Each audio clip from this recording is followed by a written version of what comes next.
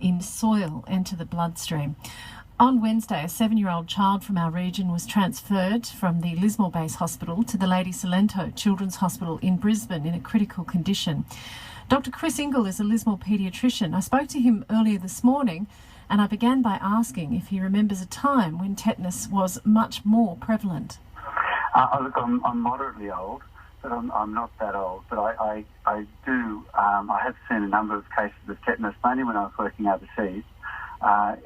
Thankfully in Australia, it's been having very low rates of prevalence over the last few decades due to vaccination. When did vaccination for tetanus become, the norm? When was the vaccine invented and made widespread?